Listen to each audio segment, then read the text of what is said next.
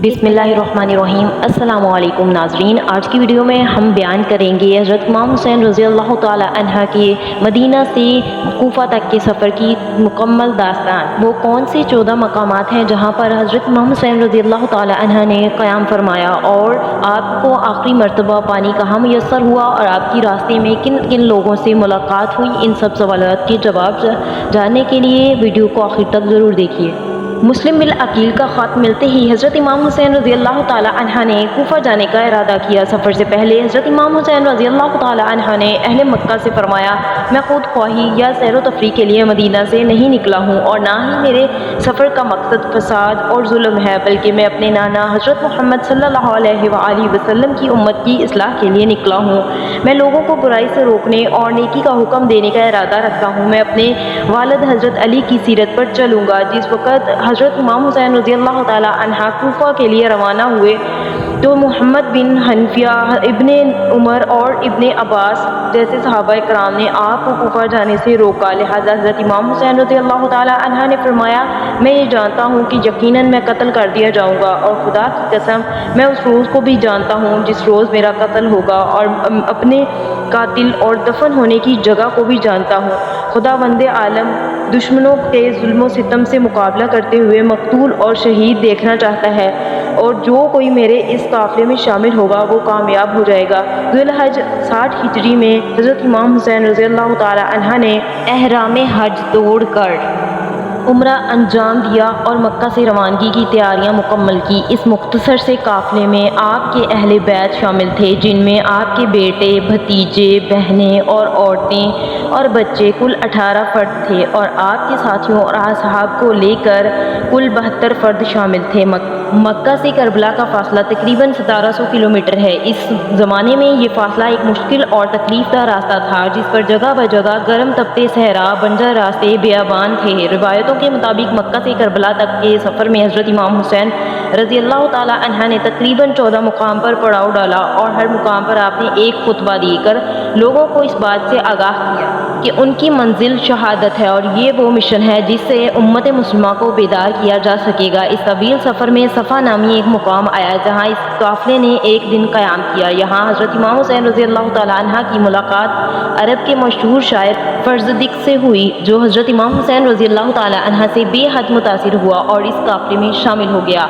हुसैनी काफ़िला आगे बढ़ता रहा और सफ़र जारी रहा। तवील सहरा पार करने के बाद अजफर नामी एक मुकाम आया जहाँ हज़रत इमाम हुसैन रज़ी अल्लाह ताला अन्हा ने पड़ाव डाला। यहाँ आपकी मुलाकात सहाबी रसूल हज़रत अब्दुल्ला बिन मोती रज़ी अल्लाह ताला अन्हा से हुई। हज़रत अब्दुल्ला ने हज़रत इमाम हुसैन रज़ी अल्लाह ताला अन्हा को कूफा जाने से मना किया और फरमाया कि कूफा की आवाम के दिल आपके साथ हैं, लेकिन तलवारें बनु उमय्या के साथ हैं। इस पर हज़रत इमाम हुसैन रज़ी अल्लाह ताला अन्हा ने फरमाया, तकदीर को यही मंजूर है कि अहले बैत के मर्दों का लहू बहाया जाए और अहले बैत और अहले बैत की औरतों को हसीर बना लिया जाए। 22 ज़िलहज के दिन हज़रत इमाम हुसैन रज़ी अल्लाह ताला अन्हा का ये काफ़िला मुकाम सलेबिया पहुँचा। यहाँ एक कसीर ने हज़रत इमाम हुसैन रज़ी अल्लाह ताला अन्हा को ये खबर दी कि मुस्लिम बिन अकील को कूफा में शहीद कर दिया गया है और वहाँ के हालात बदल चुके हैं। ये खबर सुनकर लोग घबरा गए, लेकिन हज़रत इमाम हुसैन रज़ी अल्लाह ताला अन्हा पुरसकून रहे। रात हुई। हज़रत इमाम हुसैन रज़ी अल्लाह ताला अन्हा ने अपने तमाम साथियों को जमा किया और उनसे फरमाया कि हम अब मौत की तरफ बढ़ रहे हैं, लिहाजा रात के इस अंधेरे में जो जाना चाहता है वो वापस चला जाए, मैं तुमसे अपना ज़ुम्मा उठा लेता हूँ। इस पर हज़रत इमाम हुसैन रज़ी अल्लाह ताला अन्हा के साथियों की आंखों से आंसू जारी हो गए और वो इस कदर रोए कि उनकी दाढ़ी तर हो गई। फिर उन्होंने हज़रत इमाम हुसैन रज़ी अल्लाह ताला अन्हा से फरमाया कि हम आपका साथ हरगिज़ नहीं छोड़ेंगे यहाँ तक कि हम शहीद ही हो जाएं। चुनाचे सुबह हुई तो तमाम लोग मौजूद थे और एक शख्स भी हज़रत इमाम हुसैन रज़ी अल्लाह ताला अन्हा का साथ छोड़कर नहीं गया था। कारवां आगे बढ़ा और एक तवील सफ़र के बाद शराफ नामी मंजिल आई। यहाँ एक तालाब मौजूद था, लिहाजा सारे काफ़िले को हज़रत इमाम हुसैन रज़ी अल्लाह ताला अन्हा ने हुक्म दिया कि पानी भर लो, मशक से पुर कर लो। लिहाजा लोगों ने पानी को ज़ख़ीरा कर लिया। कुछ देर आराम करने के बाद काफ़िला आगे बढ़ा। रिवायतों से पता चलता है कि लोगों को इस मुकाम के बाद करबला तक फिर पानी मुयस्सर ना हुआ। हुसैनी काफ़िला گرم تپتے ریگستان میں کوفہ کی جانب رواں دواں تھا۔ یہ دوپہر کا وقت تھا اور ذی حشم کا علاقہ قریب تھا کہ دور سے کوئی چیز حرکت کرتی ہوئی نظر آئی۔ غور کرنے پر معلوم ہوا کہ گھڑ سوار فوج ہے، لہٰذا حضرت امام حسین رضی اللہ تعالی عنہ کے حکم سے آپ کے ساتھیوں نے ہتھیار نکال لیے اور جنگی محاذ بنایا۔ یہ دراصل 1000 لوگوں پر مشتمل فوج تھی جسے عمر بن ابن زیاد نے بھیجا تھا۔ اس لشکر کا سپہ سالار حور بن یزید تھا۔ حور کا لشکر جب قافلہ حسینی کے پاس پہنچا تو حور نے حضرت امام حسین رضی اللہ تعالی عنہ سے کہا، ہمیں امیر کی طرف سے یہ حکم ملا ہے کہ ہم آپ کو اس وقت تک نہ چھوڑیں جب تک آپ عمر بن ابن زیاد کے پاس کوفہ نہ پہنچ جائیں۔ اس پر حضرت امام حسین رضی اللہ تعالی عنہ نے فرمایا، اے لوگو، اللہ سے ڈرو، میں تمہارے پاس اس وقت تک نہیں آیا جب تک تمہارے خطوط مجھے نہیں ملے۔ وہ خطوط تمہارے ہی قاصدوں نے مجھ تک پہنچائے تھے۔ حور نے جواب دیا کہ ہمیں وہ خطوط کے بارے میں کچھ خبر نہیں ہے۔ لہٰذا حضرت امام حسین رضی اللہ تعالی عنہ کے حکم پر آپ کے ایک ساتھی نے خطوط سے بھری ہوئی 2 تھیلے لائے اور ان کے سامنے انڈھیل دیے۔ حور نے کہا، خدا کی قسم، میں ان خطوط لکھنے والوں میں سے نہیں ہوں، لیکن مجھے حکم ہوا ہے کہ میں آپ کے ساتھ رہوں یہاں تک کہ آپ کو کوفہ پہنچا دوں۔ اس کے بعد حضرت امام حسین رضی اللہ تعالی عنہ نے اپنے ساتھیوں کو حکم دیا کہ سوار ہو جائیں اور قافلہ آگے بڑھا۔